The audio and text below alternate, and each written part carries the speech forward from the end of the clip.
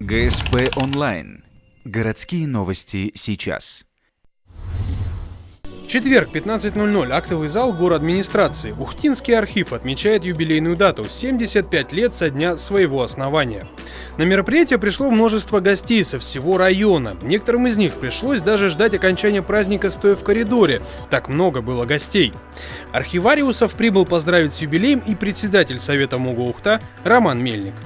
Пожелаю, чтобы в ваших семьях было все прекрасно, потому что когда в нашей основе, в нашей семье все хорошо, тогда все хорошо делается. Ну и поскольку все-таки нельзя сегодня женскому коллективу пожелать большой женской любви, поскольку там обладающее количество женщин.